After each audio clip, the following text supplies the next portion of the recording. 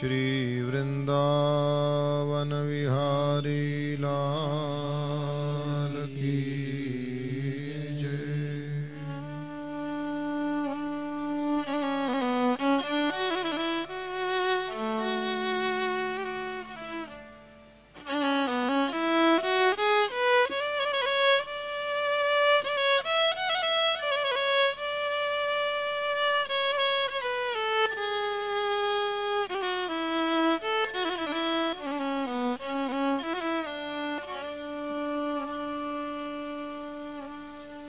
भगवान् भीष्मकसुताम्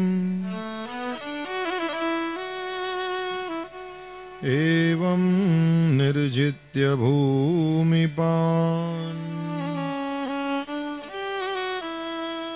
पुरमानीय विधिवद् उपये मे कुरुद्वः।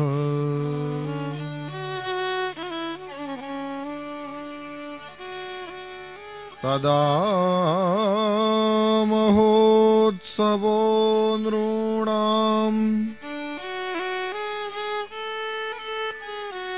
यदुपुर्यां गृहे गृहे अभूदनन्यभावानाम् कृष्णे यदुपतौ नृप।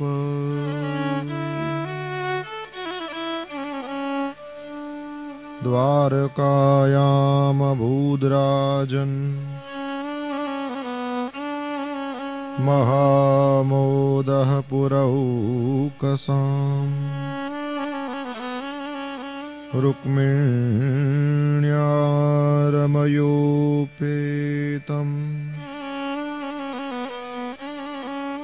दृष्ट्वा कृष्णं श्रियः पतिम् दृष्ट्वा कृष्णं श्रियः पतिम्।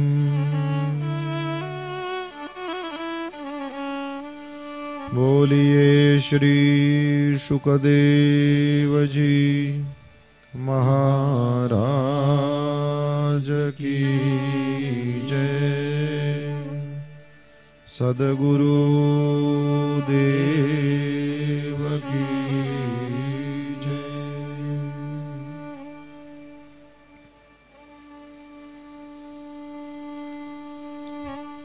रुक्मणीनाथ भगवान श्रीनाथजी बाबाना चरण में अति आदरपूर्वक सदैन्य अपना सौना आजे देव दिवाळीना पर्वे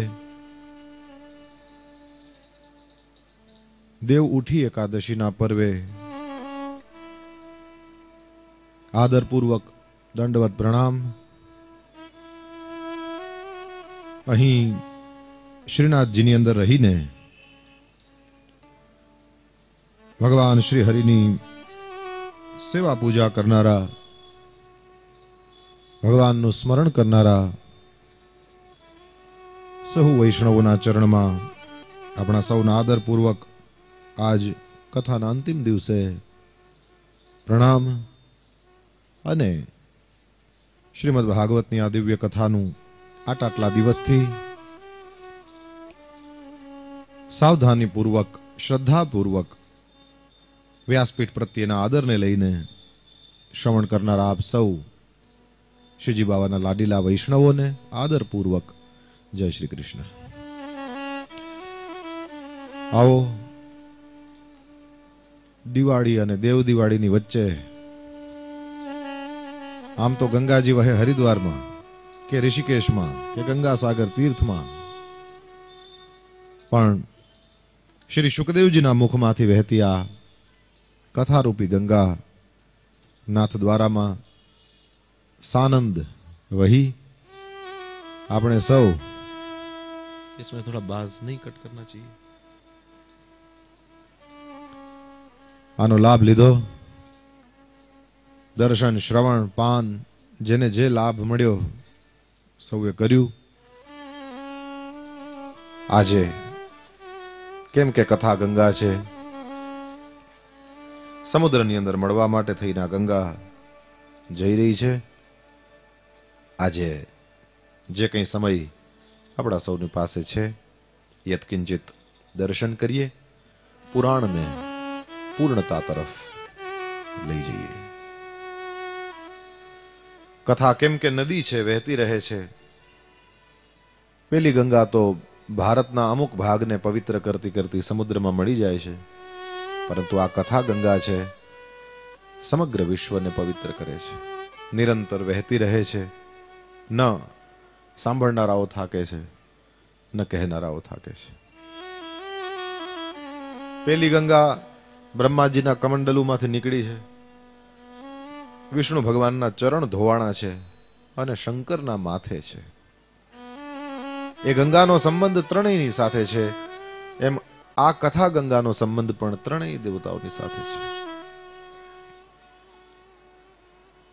કસ્મૈયેન વિભાસિતોયમતુલો જ્ઞાન પ્રદીપઃ પુરા તદ્રૂપેણ ચ નારદાય મુનયે કૃષ્ણાય તદ્રૂપિણા યોગીન્દ્રાય તદાત્મનાથ ભગવદ્રાતાય કારુણ્યતઃ તચ્છુદ્ધં વિમલં વિશોકમમૃતં સત્યં પરમ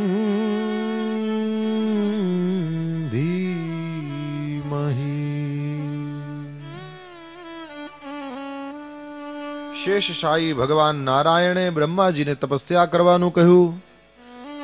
બ્રહ્માજીએ 100 દિવ્ય વર્ષ પર્યંત તપસ્યા કરી અને તેને બ્રહ્મ હૃદા ય આદિ કવયે મોહયંતિ યત્સૂરયઃ આ ભાગવત શાસ્ત્ર સ્વયં ભગવાને બ્રહ્માજીને આપ્યું છે. કથાનો સંબંધ બ્રહ્મા સાથે છે, કથાનો સંબંધ વિષ્ણુ સાથે છે, કારણ કે નારાયણે જ બ્રહ્માજીને આ ભાગવત શાસ્ત્ર આપેલું છે. इसके नजदीक जाऊं, दूर जाऊं, क्या करूं? ठीक है ये ભગવાન મહાદેવ પણ આ કથાના વક્તા છે, ભગવાન વિષ્ણુ પણ આ કથાના વક્તા છે અને ભગવાન બ્રહ્માજીએ પણ આ કથાનું ગાયન કરેલું છે. સ્કંદ પુરાણની અંદર છેલ્લે છેલ્લે ભાગવતનો મહિમા જેવી રીતે પદ્મ પુરાણમાં આવે એવી રીતે સ્કંદ પુરાણમાં પણ છે. અને સ્કંદ પુરાણના એ મહિમાની અંદર બ્રહ્મા, વિષ્ણુ, મહેશ ત્રણ જણા આ કથાનું ગાયન કરે છે એવું લખેલું છે.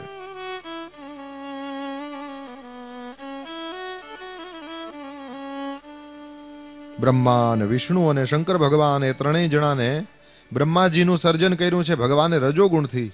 વિષ્ણુ ભગવાન બન્યા છે સત્વગુણથી, એ સત્વગુણના અધિષ્ઠાતા દેવતા છે, અને શંકર ભગવાન તમોગુણના અધિષ્ઠાતા દેવતા છે.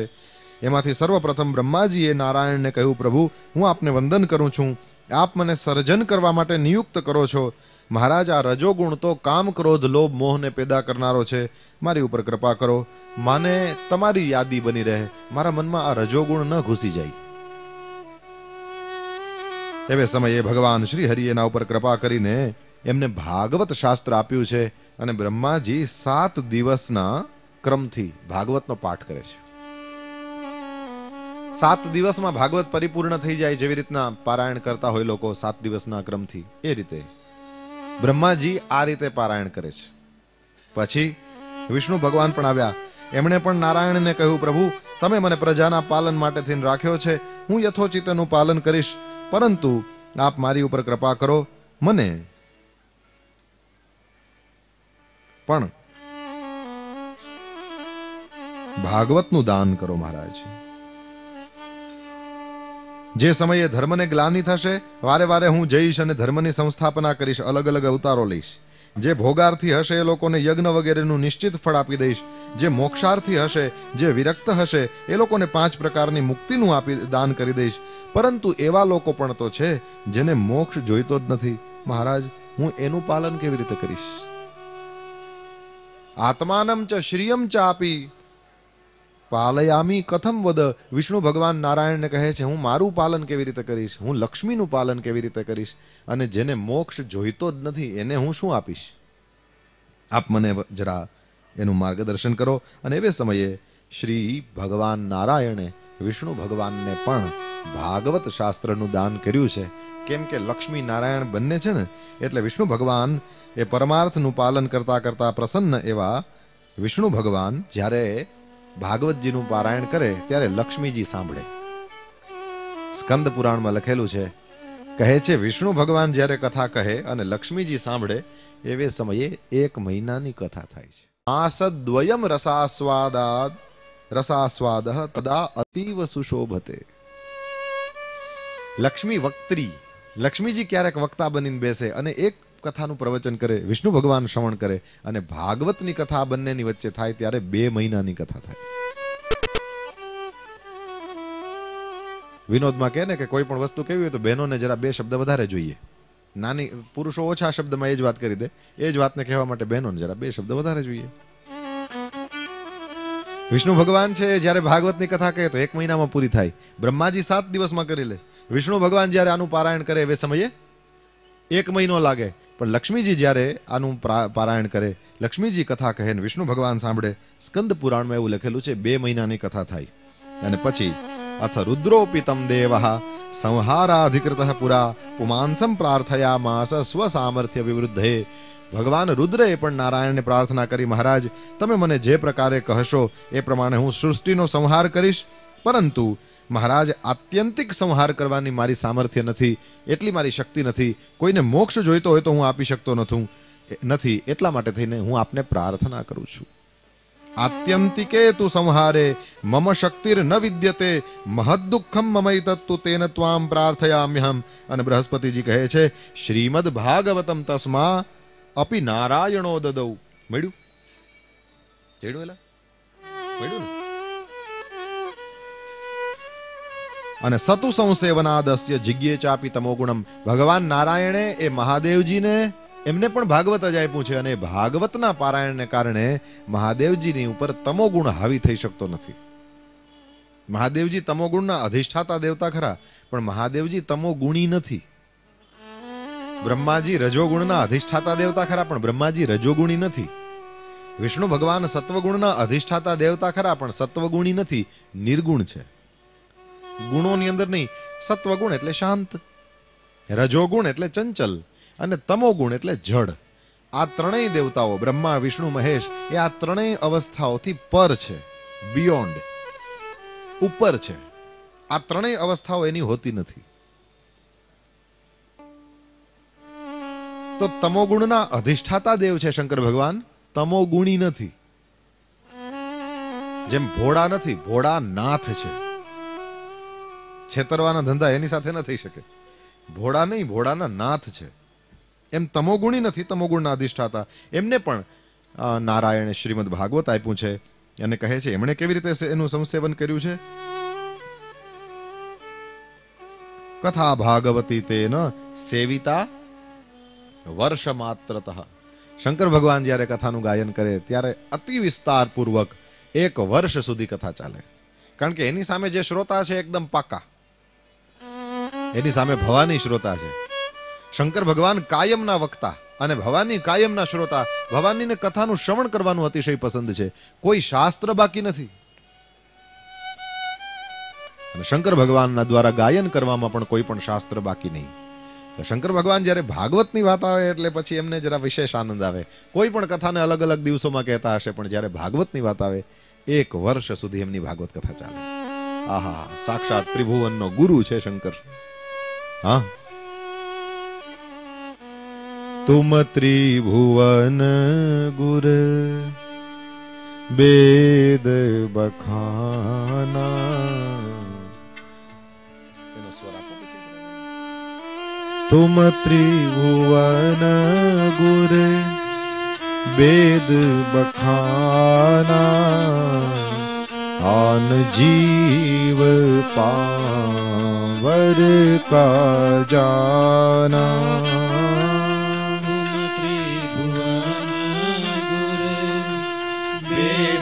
बखाना आन जीव पावर का जाना तुम त्रिभुवन गुर वेद बखाना आन जीव पावर का जाना त्रिभुवन गुर वेद बखाना आन जीव पावर का जाना मंगल भवन मंगलहारी द्रवहु सुदशरथ अजिर बिहारी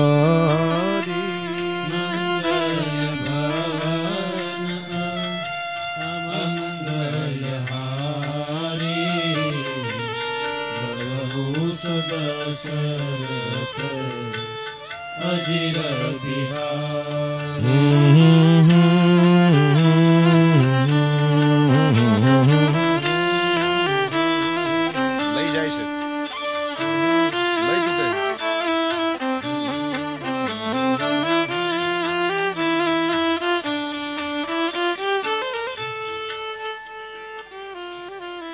तुम त्रिभुवन गुरु वेद बखाना और आन जीव पावर का जाना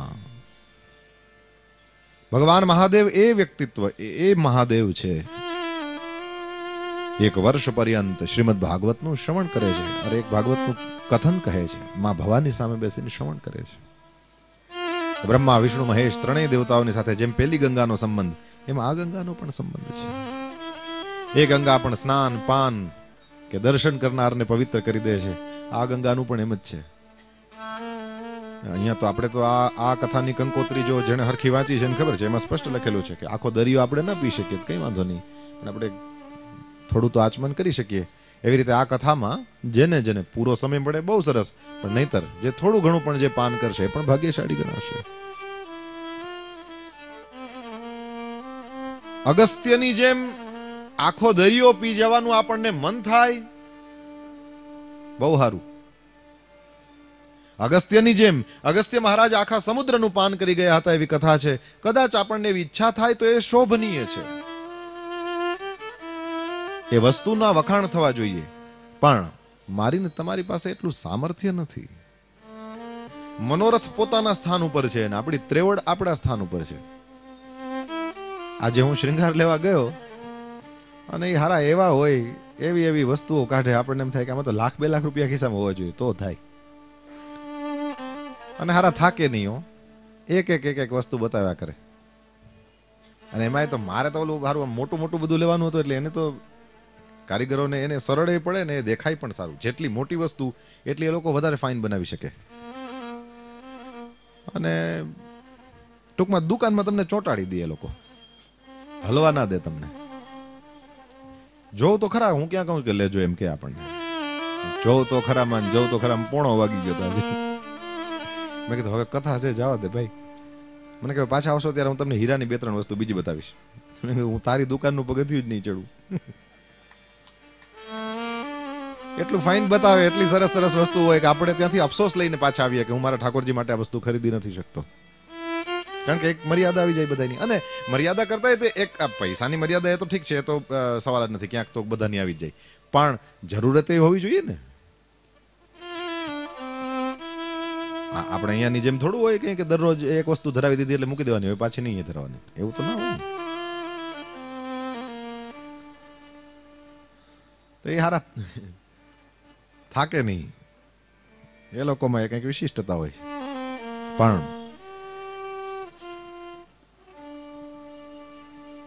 છોડો હવે ઘણું બધું મગજમાં આપણે ઠાકોરજીની વાતો કરીએ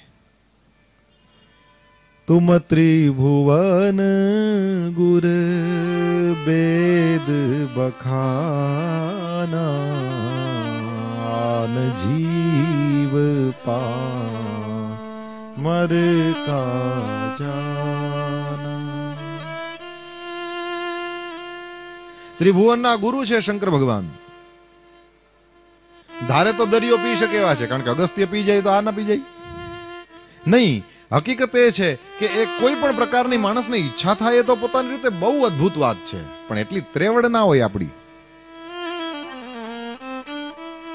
ભાગવતની કથાને આપણે અક્ષરે અક્ષર સાંભળી લઈએ એવી આપણને ઈચ્છા થાય એ પોતાની રીતે વંદનીય ઈચ્છા છે, પરંતુ આપણામાં એટલું સામર્થ્ય નથી. કારણ કે આમાં કેવું હોય કે પહેલે દિવસે કથા શ્રવણ કરે ને ત્યારે બરાબર સાંભળે, એટલે પહેલે દી નક્કી કરે કે આમાં કંઈક મજા આવે એવું છે, એટલે આપણે રોકાવું છે, મતલબ આપણે સાંભળવી છે.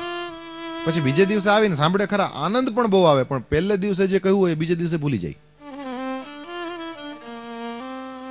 પછી ત્રીજે દિવસે આવે, કારણ કે આનંદ થોડો વધી જાય, પણ ત્રીજે દિવસે પહેલે અને બીજે દિવસે જે કંઈ કહ્યું હોય એ યાદ ન હોય. ચોથે દિવસે પાછળનું ટૂંકમાં બાષ્પીભવન થતું જાય, કહેવાની વાત એટલી, ભૂસાતું જાય. તો અગસ્ત્ય જેવી પ્યાસ પોતાની રીતે એકદમ શ્રેષ્ઠ છે, પરંતુ આપણે એને, આપણી પાસે કેપેસિટી નહીં ને, એટલે આપણે એને યાદ રહેતું નથી આપણને. પણ ભગવાન મહાદેવ એક વર્ષની અંદર કથાનું ગાયન કરે. આ ગંગા સ્નાન કરનારાને, પાન કરનારાને કે દર્શન કરનારાને પવિત્ર કરે છે. એવી રીતે જેમ કંકોત્રીમાં લખ્યું છે, આપણે કદાચ થોડીક પણ જેટલો સમય જેને મળ્યો હોય એ પ્રમાણે આપણે આનું આચમન કરી શકીએ, એ પોતાની રીતે આપણા ઉપર કામ કરે. તો ગંગા છે કથા. ગોસ્વામી તુલસીદાસજીએ લખ્યું છે, જે જગ્યાએ ભવાની પ્રશ્ન પૂછે છે પહેલી વાર કે આ રામ છે કોણ, કારણ કે રાવણ એની પત્નીને ઉઠાવીને લઈ ગયો હતો. જો પત્ની વાલી હોય તો કોઈ પણ પતિ એવો હોય કે જે ઉઠાવીને લઈ ગયો એની સાથે જશે, લડશે, એને મારશે અને પોતાની પત્નીને પાછી લઈ આવશે. તો આમાં ભગવાન જેવું શું છે? કઈ જગ્યાએ એવું લાગે છે કે ભગવાન છે? અને એ જગ્યાએ ભગવાન મહાદેવ સર્વપ્રથમ પોતાના ભગવાન શ્રી હરિને યાદ કરે છે. જૂઠે સત્ય જાહી બીનું જાને, जिमि भुजंग बीनो रजु पहिचाने, जेहि जाने जग जाई हेराई, जागे जथा सपन ब्रह्म जाई, बंदहु बाल रूप सोई रामू, सब सिद्धि सुलभ जपत जी सुनामू, मंगल भवन अमंगल हारी, द्रवऊ सुदशरथ अजिर बिहारी, धन्य धन्य गिरिराज कुमारी, तुम समान नहीं को उपकारी, पूछे हु रघुपति कथा प्रसंगा, सकल लोक जग पावनी गंगा, पूछे हु रघुपति कथा प्रसंगा, सकल लोक जग पावनी गंगा, पूछे हु रघुपति कथा प्रसंगा, सकल लोक जग पावनी गंगा, पूछे हु रघुपति कथा प्रसंगा, सकल लोक जग पावनी गंगा. ભગવાન મહાદેવ કહે છે, દેવી ધન્ય ધન્ય હો, તમને ધન્ય હો. ત્રણ વખત ધન્યવાદ આપ્યા છે, કારણ કે કથા, રઘુપતિ કથા પ્રસંગ પૂછ્યો છે. આડી અવડી વાતો કરવાની અંદર જ્યારે મારો તમારો જીવનના શ્વાસ ખર્ચાય છે, એ સમયે હકીકતમાં એ વેડફાય છે અને શ્રી હરિનું નામ લેતા આવડે કે ના આવડે, ઘણા લોકોને સરખી રીતે બોલતા ના આવડતું હોય. મૂર્ખો વદતિ વિષ્ણાય, ધીરો વદતિ વિષ્ણવે. આપણે ત્યાં સંસ્કૃત સાહિત્યમાં એવું કહેવાનું, કોઈને સરખું બોલતા આવડતું હોય, વ્યાકરણના નિયમો ખબર હોય, તો જેમ ગુરાય નમઃ ન થાય, ગુરવે નમઃ થાય. હે ને? સંસ્કૃત ભાષામાં ગુરાય નમઃ એવો શબ્દ નહીં, ગુરવે નમઃ. એમ વિષ્ણાય નમઃ ન થાય, વિષ્ણવે નમઃ થાય. આ તો ગણેશાય નમઃ થાય એટલે બધા લોકો અમુક ખબર ન પડે બધાની પાછળ ય લગાડ દે. એવી રીતે ના હોય, બધાનું અલગ અલગ રીતે બને. તો ગુરવે નમઃ એમ આવડે તો એ વિષ્ણવે નમઃ બોલે, ન આવડતું તો વિષ્ણાય નમઃ બોલી દે. ભગવાનને કાંઈ વાંધો નથી, બોલ્યો ને બસ. મૂર્ખો વદતિ વિષ્ણાય, કોઈ મૂર્ખ હોય એમ બોલે વિષ્ણાય નમઃ. ધીરો વદતિ વિષ્ણવે, જાણકાર માણસ એમ બોલે વિષ્ણવે નમઃ. ઉભયોહો અંતરમ નાસ્તિ, આ બંનેમાં કોઈ અંતર નથી, કારણ કે ભાવગ્રાહી જનાર્દન. જનાર્દન ભગવાન શ્રી હરિ તો તમારા ભાવને જુએ. પછી વિષ્ણવે નમઃ સરખી રીતે બોલતો હોય ને અંદર તો એમ હોય કે યજમાન કઈ 5 રૂપિયા આપે અને ઓલો યજમાન છે ને ના આવડતો હોય ને બિચારો વિષ્ણાય નમઃ બોલે, ભગવાન યજમાનનું ઉપાડે, આ બ્રાહ્મણને ન લે. ભગવાન શ્રી હરિ ઓલાના ભાવનો સ્વીકાર કરે છે, કારણ કે પેલો ભાવથી બોલ્યો. ભગવાનને ભાવ સિવાય કંઈ ખપતું જ નથી. આપણે ચર્ચા કરી ગયા, ભાવથી આપ્યા હતા એટલે કાચા પૌવા ગંધારા કપડામાં બાંધેલા અને ઝૂંટવીને ખાધા. ભાવ હતો એટલા માટે એઠા બોરને પણ ખાઈ ગયા. ભાવ હતો એટલા માટે કેળા નીચે મૂકીને છાલ ખાઈ ગયા. ભાવ હતો એટલા માટે બંટીનો રોટલો અને તાંજળિયાની ભાજી પણ અમૃત સમાન થઈ ગયું. ભાવ ન હોય તો આપણે ચાંદીના પાત્રોની અંદર સારામાં સારા ભોગ સામગ્રીઓ બનાવીને ઢગલા કરીએ. ભગવાન શ્રી હરિ એના ઉપર દ્રષ્ટિ પણ ન કરે.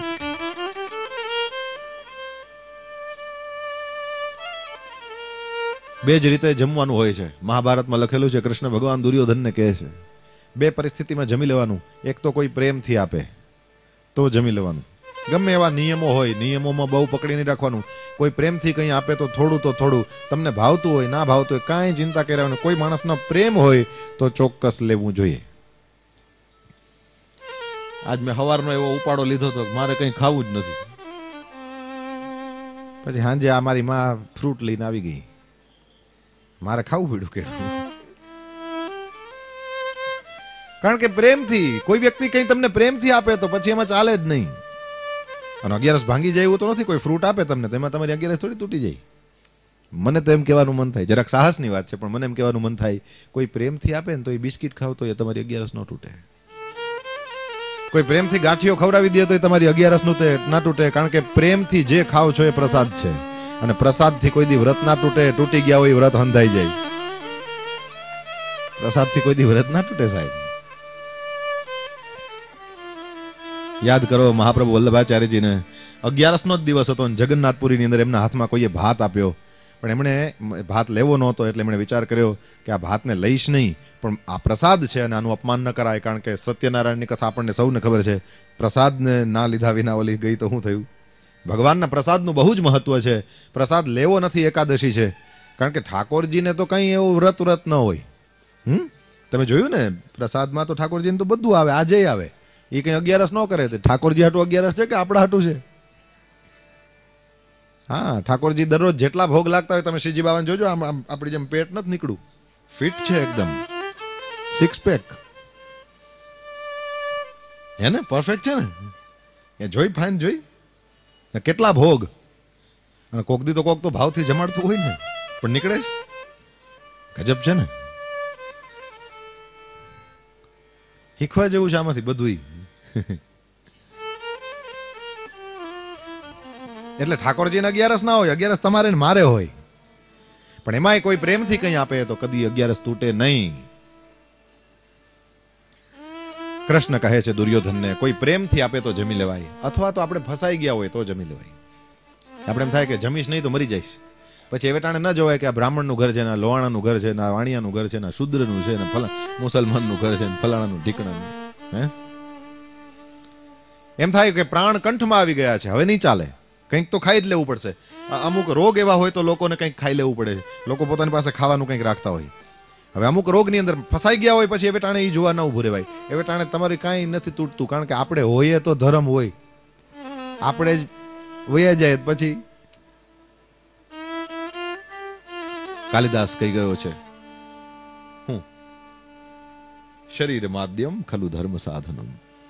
શરીર છે તો જ ધર્મ છે. આપણે સૌથી પહેલા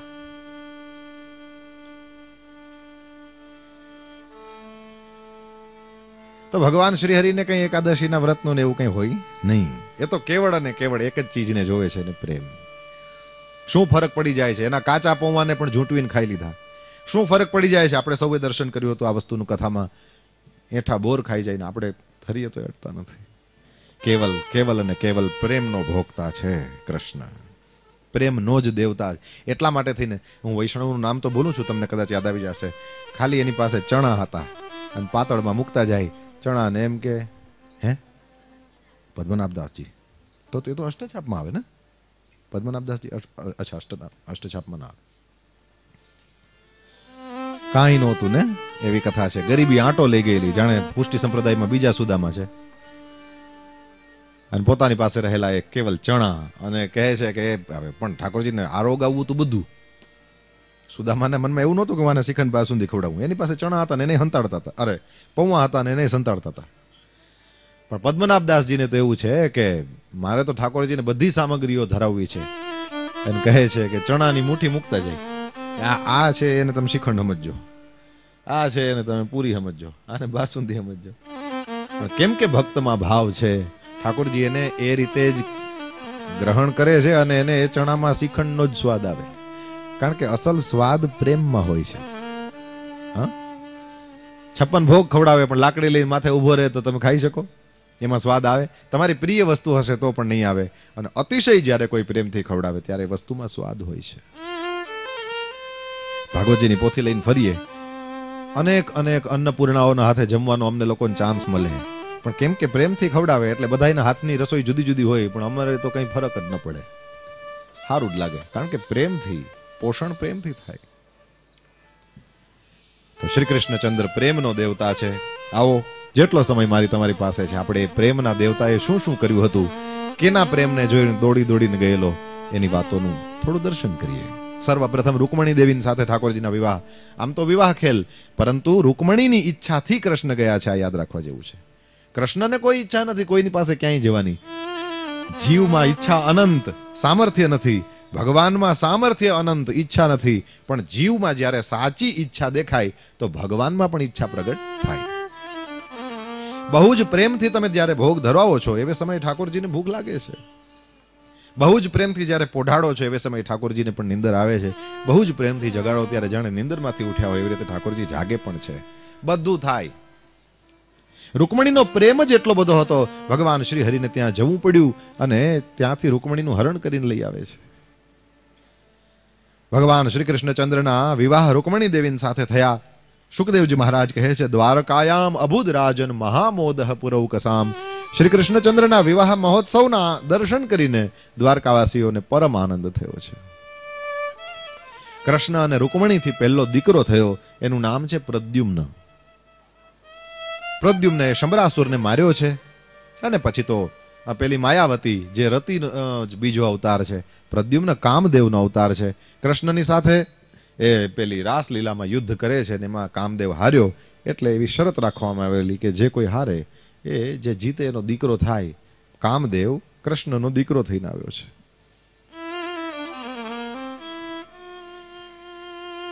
ભગવાન શ્રી કૃષ્ણચંદ્રના બીજા લગ્ન થયા જાંબુવાનની દીકરી જાંબવતી સાથે. સ્યમંતક મણીની કથા. સૂર્યનારાયણે પ્રસન્ન થઈને સતરાજીતને આપ્યો હતો. સતરાજીત ગળામાં પહેરીને ફરતો હતો.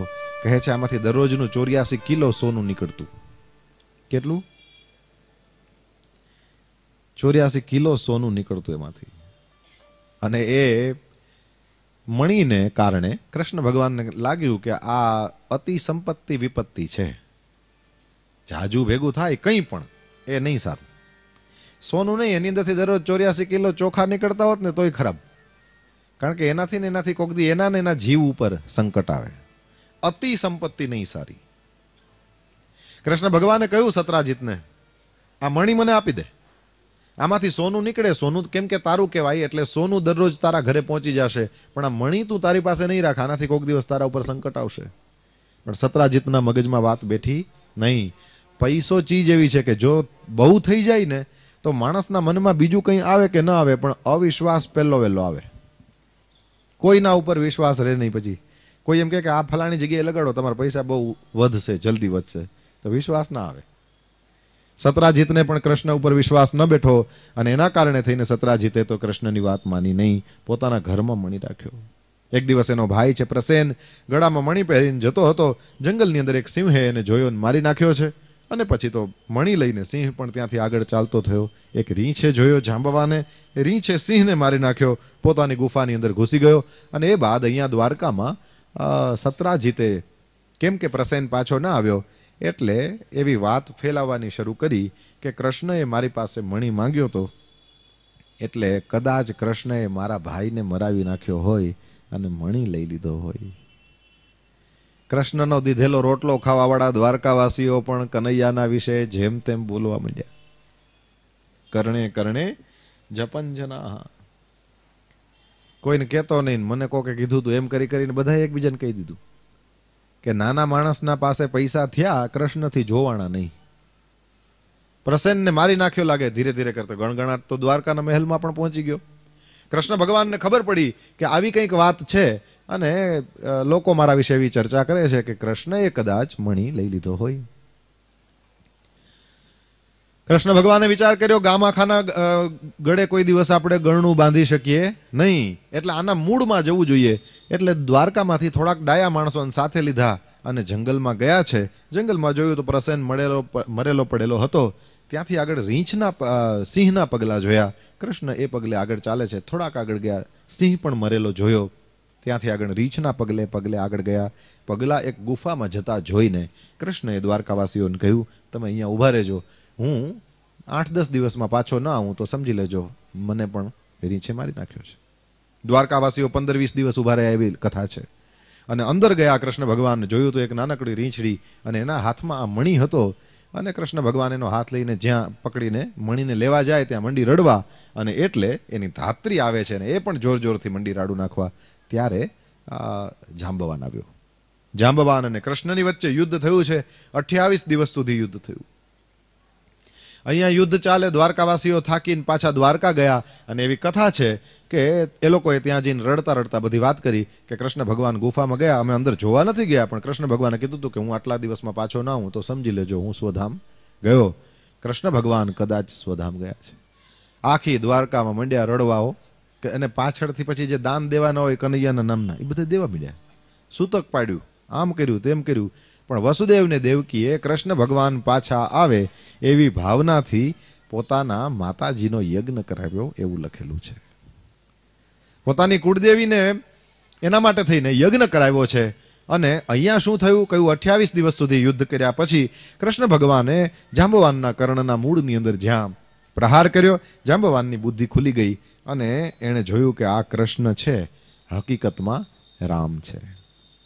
આની પાછળ એવી કથા પણ છે કે જ્યારે રાવણને મારી નાખ્યો અને પછી રામજી પુષ્પક વિમાનમાં બેસવા જાય છે અયોધ્યા પાછા જવા માટે, અને ત્યારે જાંબવાન એમ કહે છે કે પ્રભુ આ યુદ્ધ પૂરું થઈ ગયું, પણ હવે જ મારા શરીરમાં ગરમી આવી છે, મારે લડવું છે અને મારે આરે લડી શકે એવો તમારા જેવું કોઈ છે નહીં, એટલે એક કામ કરો તમે મારી સાથે લડો, આ બધા આપણને જોવે.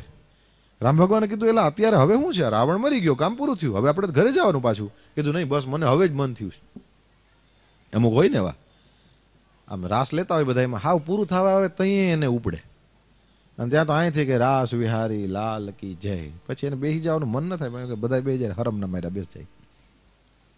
ઘણાને આ શોભાયાત્રામાં આ ઉત્સવમાં બધે મોટે ભાગે એવું જ હોય, પેલા આમ ખેંચવા પડે હાથ, હાલ ને બાપા, અને પછી ઊભા ન રહીએ.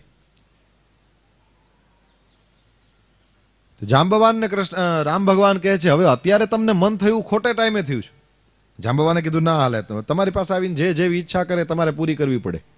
રામ ભગવાને કીધું સારું તો તમારી ઈચ્છા પૂરી કરશું, પણ હજી બીજો જન્મ લઈને આવું ને ત્યાં સુધી તમે રાહ જોવો, એટલે હું કૃષ્ણ થઈને આવીશ અને પછી આપણે જો બરાબરના લડશું. તમારી ઈચ્છાને જાગતી રાખજો, સૂઈ ન જાય ધ્યાન રાખજો. જાંબવાને કીધું એ હું નહીં. આજે 28 દિવસ સુધી કૃષ્ણની સાથે લડ્યા છે. અને પછી તો સ્વરૂપનો બોધ થયો.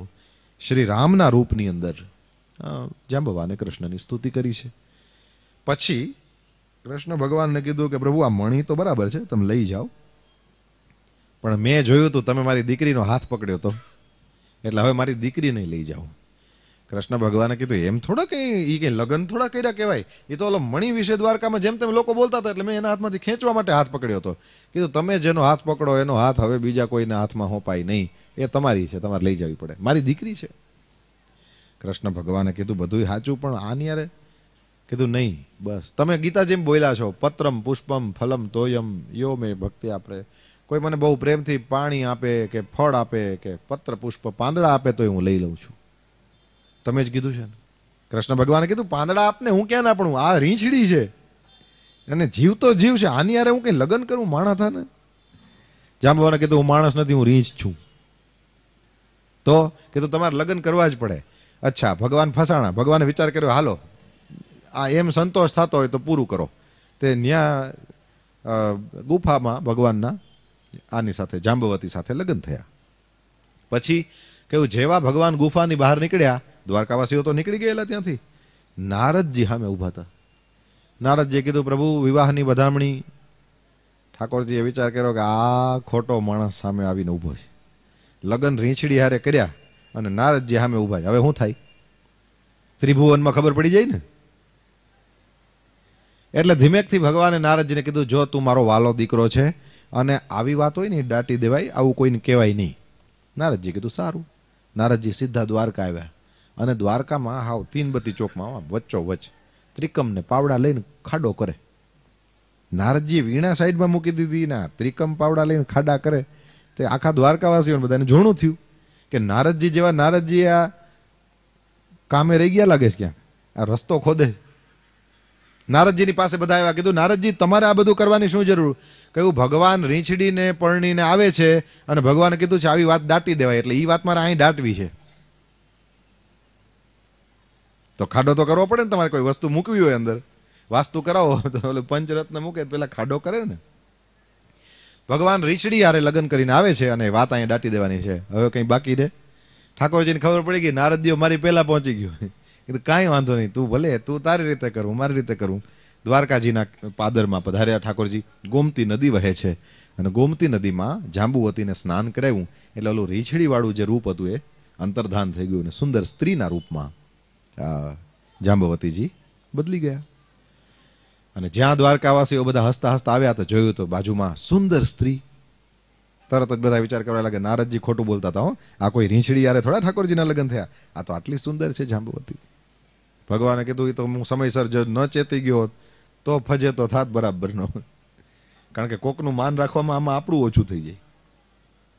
અચ્છા, જાંબવતી સાથે તો ભગવાનના લગ્ન થયા, પણ મણી લઈને આવ્યા છે ને પાછો, એટલે આખા દ્વારકાના નગરજનોને ભેગા કર્યા અને બધાની વચ્ચે આ મણી બતાવ્યો અને કહ્યું કે આ મણી મેં નહોતો લઈ લીધો, આની પાછળની સ્ટોરી બધી આવી છે.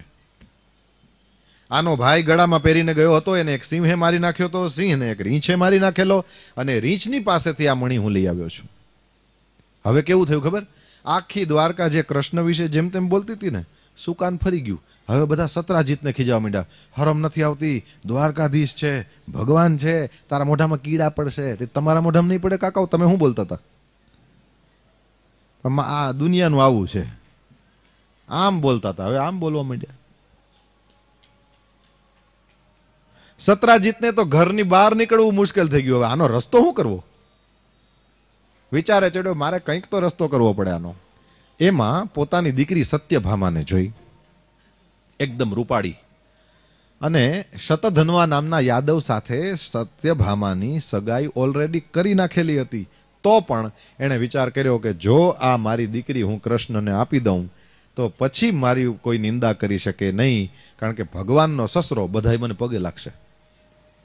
સત્રાજીતને વિચાર થયો બીજો કોઈ રસ્તો નથી, આ જ કરવા જેવું છે. સત્યધન્વા સાથે સગાઈ થઈ છે, તે કીધું એનું કંઈક રસ્તો કરશું, એક વખત તો આ કરી લેવા દે. કૃષ્ણ ભગવાનને બોલાવ્યા, મારી દીકરી સત્યભામાની સાથે મારે તમારા લગ્ન કરવા. કૃષ્ણ ભગવાને કીધું હો પત્રમ પુષ્પમ ફલમ તો એમ, પાંદડા દે તો એ લઈ લઉં, તો તું તો દીકરી દેજો. ભગવાન શ્રી હરિ તૈયાર થયા, વિવાહ કરવા માટે વિવાહ થયો પણ છે. અને સત્રાજીતે વિચાર કર્યો આ બધોય પ્રોબ્લેમ કરવા વાળો આ મણી છે, આમાંથી રોજનું 84 કિલો સોનું નીકળે ને એમાં મારે ગડબડ થઈ. દાયજામાં આ મણી કૃષ્ણ ભગવાનને આપી દીધો. પણ એમ ફસાઈ જાય એનું નામ કૃષ્ણ નહીં. હા, અત્યારે જે મણી આપે છે દાઈજામાં એ પ્રેમથી નથી આપતો, આ હકીકતમાં પોતાની જાતને મુક્ત કરે છે એનાથી, કંટાળી ગયો છે. એટલે છુટકારો કોઈ કરે એવી રીતે કઈ મંદિરમાં તમે મૂકી દો તો એ વસ્તુ ઠાકોરજી ભોગ લગાડે જ નહીં. સિમ્પલ.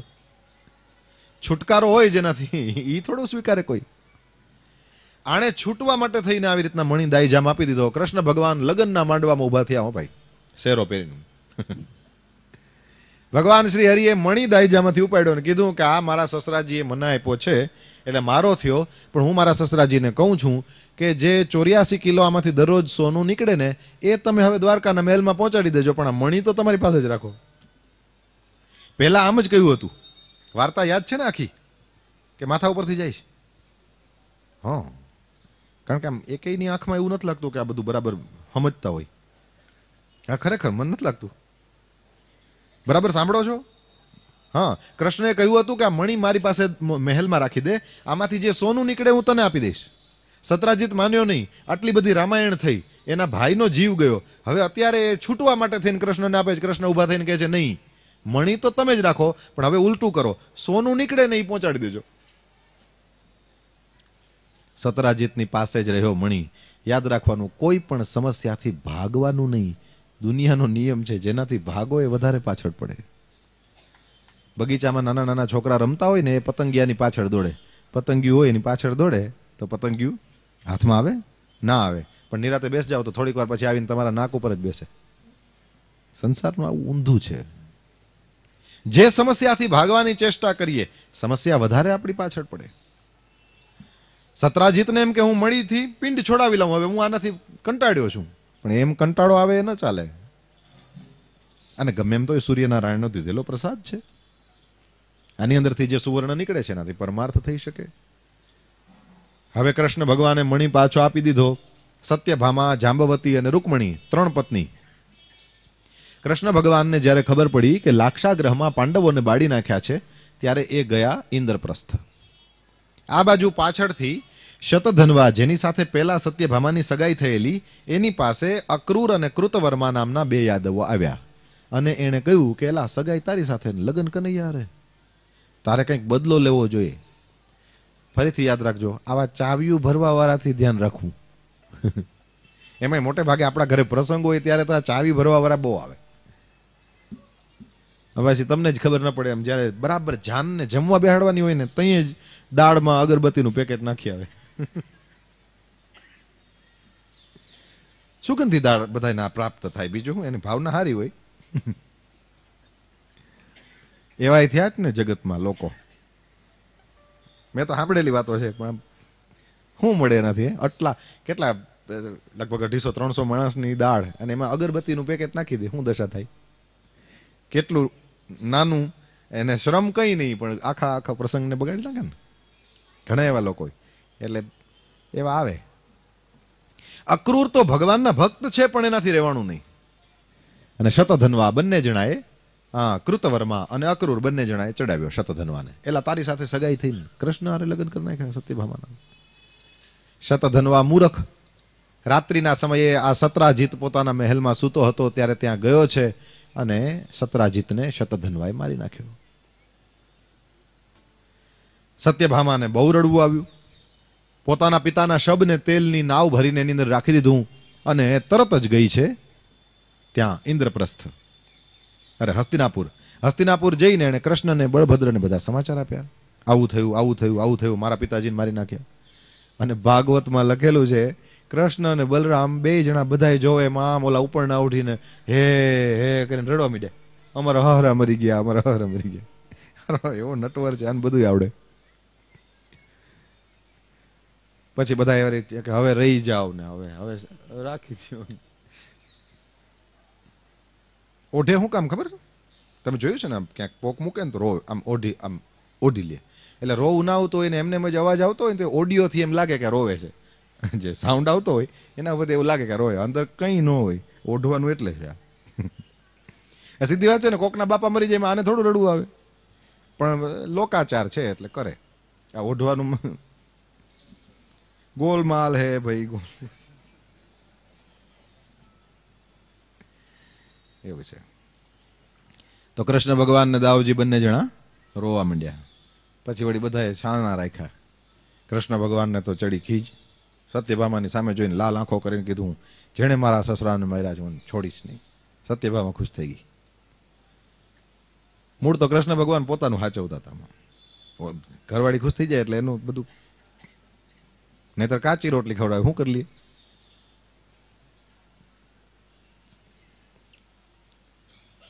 આવ્યા પાછા દ્વારકા અને શતધન્વાની પાછળ કૃષ્ણ બલભદ્ર બંને જણા દોડ્યા. શતધન્વાને ખબર પડી ગઈ આ બંને જણા જો મને મારવા માટે આવતા હોય તો મારી પાછળ સાક્ષાત જમરાજ જ છે, બીજું કોઈ છે નહીં. હવે હું બચું નહીં. એટલે હવે જે ઓલા ચાવી ભરવા વાળા હતા ને અક્રૂર ને કૃતવર્મા, એની પાસે દોડીને ગયો, કૃષ્ણ બલભદ્ર મને ગોતે છે, તમે રક્ષણ કરો. એટલે ઓલા કૃતવર્માએ કહી દીધું કે એ તો કૃષ્ણ ભગવાન તો ભગવાન કહેવાય અને એનો વિરોધ કરે થોડા બચે ને, આ બધું કરતા પહેલા તારે વિચાર કરી લેવો તો લ્યો. ચાવી ભરવા વાળા હોય ટાણે કોઈ દી મળે નહીં, યાદ રાખવાનું. બે જણાની વચ્ચે લગાડે ને એ બરાબર જ્યારે હોલિકા પ્રગટ થઈ જાય, પરિવારોમાં ક્યારેક હોલિકા પ્રગટ થાય ને, પ્રહલાદ ન હોય, ખાલી એકલી હોલિકા જ હોય. અને જે ભળ ભળ ભળ ભળ બળતું હોય તે જે ચાવી ભરવા વાળા હોય ત્યાં હાજર ન હોય. હા, તે કૃતવર્માએ ના પાડી દીધી કે હું તને સાચવીશ નહીં. પછી અક્રૂરની પાસે ગયા. અક્રૂરે આ જ વાત કરી દીધી કે હું કઈ તને સાચવી ન શકું. પણ અક્રૂરે જરાક વિશેષ, શતધન્વા ત્યાંથી ગયો ત્યારે ઓલો મણી જેની પાસે હતો એ મણી એણે અક્રૂરને આપી દીધો, પોતે ભાગ્યો. કૃષ્ણ બલભદ્ર પાછળ ગયા, શતધન્વાને મારી નાખ્યો. શતધન્વાના કપડામાં શોધે છે, મણી મળ્યો નહીં, હોય તો મળે ને. અને કૃષ્ણ ખાલી હાથે પાછા આવ્યા. બલભદ્રને કહે છે એના કપડામાં ક્યાંય મણી નથી, આપણે ખોટે ખોટો શતધન્વાને મારી નાખ્યો. બલરામજી હસવા લાગ્યા, કહું આ હશે ક્યાંક દ્વારકામાં, તું ગોત ને, મારે વિદેહરાજ જનકની પાસે જવું છે, હું ત્યાં જાઉં છું. દાઉજી હસ્યા ને એમાં કૃષ્ણ સમજી ગયા કે દાઉજીને પણ મારામાં વિશ્વાસ નથી. એને એવું લાગે છે કે કનૈયાની પાસે જ મણી છે ને સગા મોટા ભાઈની સામે ખોટું બોલે છે. પૈસો ચીજ જ એવી છે. યાદ રાખજો, કૃષ્ણ બલભદ્રની અંદર કોઈ દી મનના ભેદ ન હોય, પણ મને તમને શીખવાડે છે અમે ભગવાન હોવા છતાં પણ આવી લીલા કરીએ છીએ. આના ઉપરથી સમજી જવાનું. છર, જમીન,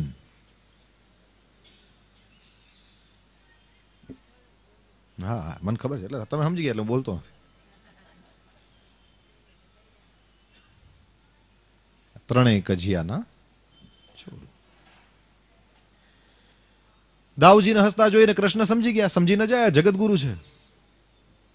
પણ વિચાર કર્યો અત્યારે જવાબ દેવાનો ટાઈમ નથી, અને જવાબ આપવો તો પણ સાચી રીતે આપવો. ખોટી રીતે જવાબ આપીએ તો ક્યારેક જિંદગી આખીના સંબંધ બગડી જાય. જેની યારે સ્નાન સૂતકનો સંબંધ ન હોય એની યારે પ્રેમથી બેઠા બેઠા આનંદ કરતા હોય, અને સગા ભાઈને સગી બહેનને ક્યારેક સાવ નજીકના સગા સંબંધ તૂટી ગયા હોય ઘણી વાર.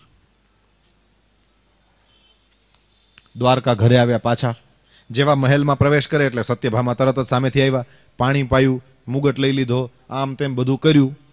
અને ધીમેકથી જ્યારે કૃષ્ણ ભગવાન પાણી પીને આમ ટાઢા થયા એટલે ધીમેકથી સત્યભામા પાસે આવીને કે શતધન્વાને મારી નાખ્યો. કીધું હા. તો ઓલો મણી શતધન્વાની પાસે જ હતો, કારણ કે એના બાપાનો છે. સત્રાજીત સત્યભામાના બાપા થાય અને એના બાપાનો મણી છે. કૃષ્ણને પૂછ્યું મહારાજ મણી મળ્યો? કૃષ્ણ ભગવાને તરત જ કીધું દેવી મેં એને મારી નાખ્યા પછી એના કપડા બરાબર ચેક કર્યા, એમાં ક્યાંય પણ મણી હતો નહીં. અને તરત જ સત્યભામા પણ હસતી હસતી ગ્લાસ લઈને નીકળી ગઈ. કઈ વાંધો નહીં, હશે ક્યાંક, જ્યાં હોય ત્યાં. કૃષ્ણ સમજી ગયા આજે કંઈક દિવસ જ ખરાબ ઉગ્યો છે. આને પણ વિશ્વાસ થતો નથી. યાદ રહે, ભગવાનને આંખો નથી, ભગવાન એક્સરે છે. તમે અંદર જે વિચારતા હો ને એ જોઈ જાય. ગમે એવા તૈયાર થઈને જાઓ, ઠાકોરજીને એ દેખાતું જ નથી, ઠાકોરજીને અંદરનું દેખાય છે. આપણે મારા વાલા એમ બોલીએ તો બીજા બોલે એટલે બોલીએ, પણ ઠાકોરજી આપણને વાલા છે કે નહીં ઠાકોરજીને ખબર છે. એસા હે.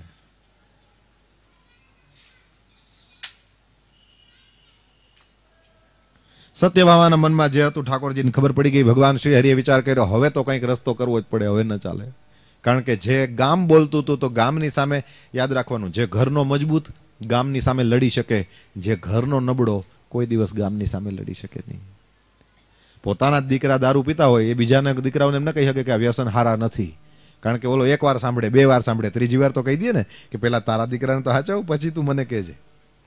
જે ઘરનો મજબૂત બહાર લડી શકે, જે ઘરમાં નબળો કોઈ દિવસ બહાર લડી શકે નહીં. ઘર નબળું કેનું? સીધી સાદી વાત, ઘર એનું નબળું જ્યાં કોક આ બે જણાને જ આપણે ઘર સમજો ને, પતિ પત્ની, જ્યાં ઝઘડા ચાલતા હોય, મારું હાલે મારું હાલે, હું કહું એમ તું કર, આ જગ્યામાં સમજી લેવાનું આ ઘર નબળું છે. મારું હાલે એવો આગ્રહ કર્યો એટલે સમજી લેવાનું આ ઘર નબળું છે. ધૃતરાષ્ટ્રને એમ થાય મારું હાલે, શકુની વરી જુદો પોતાનો કેમ્પ ખોલીને બેઠો હોય. દુર્યોધનને એમ થાય મારું હાલે, હે ને? દુશાસનને વળી એમ થાય કે મોટો ભાઈ કરશે એમાં આપણું કંઈક હિત હશે. વળી એમાંય કંઈ 100 કૌરવ ખરાબ નહોતા, ખબર છે ને? 100 એના જેવા કે દુર્યોધન તો એનું તો આગળ ઉભો એટલે એનું નામ લખાય. 100 એવા નહોતા. એક વિકર્ણ કરીને ભાઈ હતો એનો, 100 માંથી એકનું નામ વિકર્ણ છે. દ્રૌપદીના લુગડા જ્યારે ખેંચાણા એ સમયે આ વિકર્ણ ઉભો થઈને બોલ્યો છે કે આ કુરુરાજ સભામાં ખોટું થઈ રહ્યું છે. કૌરવ હતો, ધૃતરાષ્ટ્રનું લોહી હતું, વિકર્ણ બોલ્યો છે. એટલે 100 ખરાબ નહોતા, પણ ટૂંકમાં બધાયનું પોતાનું જુદું. વિદુરના જુદા વિચાર, આ ભીષ્મ દાદાને જુઓ તો એનું જુદું હાલે, આ બાજુ પાંડવોનું તો એકદમ જુદું જ હતું. આ નબળા ઘર કહેવાય. અને એટલે શું થયું છેલ્લે આપણે સૌ જાણીએ છીએ. ઘરમાં મજબૂત રહો. કમસે કમ આ બે જણાની વચ્ચે તો કોઈ પણ પ્રકારના ખટરાગ હોવા જ ના જોઈએ. કમસે કમ પુરુષો પોતાની જવાબદારી સમજે, બહેન લોકો પોતાની જવાબદારી સમજે. સમજતા જ હોય, મોટે ભાગે કરતા જશો. આ તો મારે અહીંયાથી જે આવે કહેવું પડે આપણે, બસ. સાવધાન, ઘરના મજબૂત બનો બાપ. ગામની હારે ગમે એટલો સારો સંબંધ હોય, તમારી ને તમારી ઘરવાળી તમારાથી નારાજ હોય, ધૂળ પડી. ગમે એટલા ગામની હારે સારા સંબંધ હોય, તમારા ને તમારા ઘરના લોકો તમારાથી નારાજ રહે, નિષ્ફળ માણસ. અને યાદ રહે, ગમે તે ક્ષણે વાતને સુધારી શકાય છે. હું તો બહુ સ્પષ્ટપણે માનું છું અને એ રીતે જીવું છું, એટલે આપને કહું છું, પતિ અને પત્નીમાં કોઈ ઊંચું નહીં, કોઈ નીચું નહીં. આ ઊંચા નીચાના ખ્યાલમાં જ આપણે બહુ વર્ષો બગાડી નાખ્યા છે. હવે સુધરી જઈએ. ઊંચા નીચાનું, આજે પુરુષો સમજો પૈસા કમાઈને લઈ આવે તો એ પૈસાને તમે બટકા ભરી શકો? 100ની નોટને ચવાય તો એમાંથી જે રોટલી બનાવી દે છે એ નીચી કેવી રીતે? શું એવું છે? કામ સવારના 6 થી રાતના 11, 11:30 સુધી તો ડ્યુટી ચાલે છે. આમાં નીચું શું છે? સમજાય છે? આ ઊંચા નીચાના ખ્યાલમાંથી આપણે કે દિવસે બહાર આવશું સાહેબ? આપણે મહાજનો છીએ, બ્રાહ્મણ, લોહાણા, વાણી, આ બધા મહાજનો કહેવાય. આપણે ખરેખર મહાજન કેદી બનશું? ખૂબ ભણેલા ગણેલા, આટલું બધું બુદ્ધિ ચાતુર્ય ભગવાનનું આપેલું, આપણે કે દિવસે આગળ વધવાના છીએ? આ ઊંચો, આ નીચો, આ ખ્યાલ જગતનો ખોટો. ખારા જળનો દરિયો ભર્યો અને મીઠા જળનો લોટો. આ આખો દરિયો ભરેલો છે. તમને તરસ લાગે ત્યારે તમે કેની પાસે જાશો? મોટો તો દરિયો છે, પણ તમારી પ્યાસ નાનો લોટો છે, એ જ પૂજાવાનો. સ્ત્રી પુરુષોની અંદર કદી આ પ્રકારના ભેદ કરવા એ નહીં ઉચિત. યાદ રાખજો, મેં પહેલે દિવસે જ કહ્યું હતું, કદાચ બીજે દિવસે, ભગવાન તમારા ઉપર રાજી જ છે. તમે તમારા ઘરનાઓને રાજી કરતા શીખો. જીવતા માણસને જો તમે રાજી નથી કરી શકતા તો મૂર્તિની અંદર કોઈ જાતની પ્રસન્નતા પ્રગટ થશે એ વાતમાં માલ નથી. તમારા ઘરમાં જે ભગવાનનો ફોટો રાખ્યો હોય, તમારા ઘરમાં જે ભગવાનની મૂર્તિ રાખી હોય, એ કોઈ દિવસ બોલતી નથી કે આજે તું સરસ લાગે છે. હારો બુસ્કોટ પહેર્યો હોય તો ઘરવાળી કોક દી એમ કહે કે આજ તમને સારું લાગે છે. જીવતા જીવનો ખ્યાલ કરો, અતિ આવશ્યક છે. અને એવી રીતે બહેન લોકો પણ પેલું ઘરમાં મારું જ હાલે ને એને ખબર ન પડે હું આમ કરી નાખું ને એને ખબર ન પડે આમ કરી નાખું, એ બધા ધંધા બંધ કરી દો સાહેબ. એકબીજાને છેતરવામાં જિંદગી આખી વહી જાય છે. આપણા હાથમાં એક સુંદર અવસર છે આ વયો જાય. આ મારું હાલે એ જ બંધ કરો ને યાર. રોટલી બનાવો ત્યારે જ પેટ ભરાય છે, બરાબર, પણ રોટલી મફત નથી બનતી. એના માટે ઓલાએ પણ ત્યાં હુતા નથી રહેતા, એ લોકો પણ કામ કરે છે, એ કમાઈને લઈ આવે છે, એમાંથી રોટલી બને છે. કહેવાનો મતલબ આ બંને એક જ સિક્કાની બે જુદી જુદી ભલે બાજુઓ હોય, પણ છે એક જ સિક્કાની. મારું હાલે, હું હાથ જોડીને આપને કહું છું, બંધ કરો સાહેબ. આમાં આપણે બહુ ગુમાવ્યું છે, હવે સુધરી જઈએ. આ અબ લૌટ ચલે. જે રસ્તે ચડ્યા છીએ આપણે, અને યાદ રહે, તમે વિચાર કરજો, તમે કોઈ દિવસ એવા માણસને પ્રેમ ન કરી શકો જેનાથી તમને બીક લાગતી હોય. સાચું ખોટું? જેનાથી તમને ડર લાગતો હોય, તમે કદી એને પ્રેમ ન કરી શકો. પત્ની છે એના પતિથી ડરતી હોય, હમણાં અપમાન કરી નાખશે. અમુક તો હાવ અકલમઠા, અમુક લોકો તો હાથ ઉપાડતા હોય છે. શરમ ના આવે? સાવધાન, તમારું એક એક કર્મ શ્રી કૃષ્ણ લખી રહ્યા છે, બધું જ ભોગવવું પડશે. મોટા ભાગના કેસમાં એવું હોય છે, બહેન લોકોના શરીર સ્વસ્થ હોય અને દાદાના શરીર ઢીલા પડે તો અહીંયા સેવા કરવા વાળી બહારથી કોઈ આવતી. એ તો પોતાના પતિવ્રતાના ધર્મની અંદર રહે છે. માર ખાધા હોય એ લોકો પણ, ગાળો ખાધી હોય એ લોકો પણ એના પોતાના પતિની સેવા કરવામાંથી ચૂકતા નથી. પણ એ તો આ લોકની વાત છે. ન્યા વારો આવશે તો અહીંયા ક્યાં જાશો? સાવધાન. કોઈ મારું હાલે વાત જ નહીં. બંને એકદમ સેમ લેવલ ઉપર હોવા જોઈએ. પતિ પત્ની ઘરના બંને પૈડા છે. એક પૈડાથી ઘર હાલે? એકાદામાં પંચર પડી જાય તો હાલે? તો હાથે કરીને લોકો કેમ પંચર પડી જાય એવું કરતા હશે? ગાડું નથી હલાવવું? આપણે તે દિવસે ચર્ચા કરી ગયા. ચંદનનો સ્વભાવ છે, ચંદન ઠંડુ હોય. ચંદન ઘસીને તમે લગાવો ઠંડુ હોય, પણ ચંદન લાકડું છે એ ન ભૂલી જવું. પ્રત્યેક લાકડામાં આગ પણ હોય છે. સમજો છો? લાકડાને અતિશય ઘસો તો પછી એમાંથી આગ નીકળે, ભલે લાકડું ચંદનનું હોય. સાવધાન. પતિ પત્ની કમસે કમ આ બે જણા તો એવી રીતે જ રહેવું જોઈએ કે તમારા કઈકઈએ એના ધણી વિશે ઓલી કામ કરવા વાળી બાઈ બોલે, એને કાન દીધો ને એટલે જ રામ જેવા રામ વનમાં ગયા. સમજાય છે કે અઘરું છે? બેઠું મગજમાં? એના ધણી વિશે ઓલી કામવાળી બોલે એ સાંભળે. દશરથ વિશે કઈ કઈને મંથરાએ કહેવાનું કે આ આમ કરે ને આમ કરે. ફરીથી કહી દઉં, જે ઘરનો મજબૂત છે એ બહાર લડી શકે, ઘરનો નબળો હોય એ બહાર નહીં લડી શકે સાહેબ. ભગવાન રાજી જ છે, તમે તમારા ઘરને સાચવી લો. જાત્રાના ધામમાં પહોંચાય વર્ષમાં એકવાર બહુ સરસ, ના જવાય કઈ વાંધો નહીં. ઘરવાળાને કે ઘરવાળીને ગમતું હોય એવી જગ્યાએ એક વખત જઈ આવો, તમારી જાત્રા થઈ ગઈ, કારણ કે તમે જીવતા માણસને રાજી કર્યો છે. ઠાકોરજીને 56 ભોગ ધરાવો, પ્રસન્ન જ છે, સવાલ જ નથી. એ આનંદ કંદ છે, એને નારાજ થવાનો સવાલ જ નથી. પણ એકવાર ધણીને ભાવતા હોય ઢોકરા, તને ભલે ન ભાવતો એને ભાવે બનાવની. એ શ્રીનાથજી નથી? સાવધાન. આપણે આપણા ઘરને સાચવવાનું. અત્યારે ઘર તૂટી રહ્યા છે, ઘરને સાચવી લો. મા બાપને ભૂલશો નહીં, પુનિત મહારાજે સરસ પદ ગાયું છે. હવે આપણે એમ પણ કહેવાની ઈચ્છા થાય, છોકરાઓને ભૂલશો નહીં. તમારા ઉત્પન્ન કરેલા છે, તમારા જન્મ દીધેલા છે, તમારી જવાબદારી છે, સદા જવાબદારી છે. કોઈને પણ ભૂલો નહીં. તમારા ઘરને સાચવી લો. કેટલા જણા હશો એક ઘરમાં? 5 જણા મેક્સિમમ, વધારેમાં વધારે 5, 7, ચલો.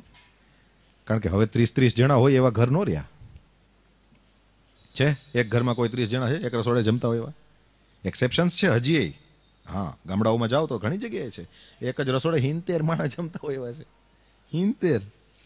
પણ એ 70 જમતા હોય ને પછી 12 વહુ હોય, 15 વહુ હોય, ખબર ન પડે. એક ઘરમાં મેક્સિમમ 5 થી 7 જણા હોય છે. 7 તો હોય જ નહીં. આ તો હું ખાલી એમને ઉદારતાપૂર્વક કહું છું. એટલા તો હચવાઈ જાય ને સાહેબ. એટલા જણાનું માન ન રાખી શકીએ આપણે? એટલા જણા ન સાચવી શકીએ આપણે? એટલા જણાને આપણે પ્રેમ ના આપી શકીએ? મને તો એમ પણ કહેવાનું મન થાય કે આપણે આપણા દોસ્તાર હારે, આપણે આપણા બિઝનેસ પાર્ટનર હારે, આપણે આપણી બહેનપણીઓ હારે જેટલા પ્રેમથી વાત કરીએ છીએ એના કરતાં અડધા પ્રેમથી ઘરવાળા હારે વાત કરીએ ને તો એ કોઈ ઘરમાં ઝઘડો ન થાય સાહેબ. રિપીટ, એના કરતાં અડધા પ્રેમથી કહું છું. એટલા જ બહેનપણીઓ જોઈને જેમ આમ ઉછળા આવે એટલું બધું નહીં, એથી અડધું. બિઝનેસના પાર્ટનરને જોઈને, શેઠિયાઓને જોઈને જેટલો આનંદ આવે એના કરતા અડધા જ પ્રેમથી. એકવાર કયો ને યાર કે આ સાડી તે પહેરી છે તને ફાઇન લાગે છે, એટલું બોલો ને. હારી દાળ બની હોય તો બોલો યાર, 35 વર્ષથી ખાવ છો એના હાથનું. કોક દી તો વખાણ કરો યાર. પેલા ચેક કરી લેવું કે એને જ બનાવેલું છે ને, મંગાવેલું નથી ને, નહીતર પાછા પછી ઊંધું થાય. હો, આજ બાસુંદી ગજબની છે. હા, મને ખબર હતી તને બહારનું જ ભાવે, હું આટલા ટાઈમથી તૂટી ગઈ. ચેક કરી લેવું કે એને જ બનાવેલું છે ને પછી કેવું. મારો કહેવાનો મતલબ આટલો જ છે. એવું કોણ હોય જેના વખાણ કરો તો એને ના ગમતું હોય? ખુશામત ખુદા પ્યારી છે. માણસને સાચવો, માણસ સૌથી મહત્વનો છે.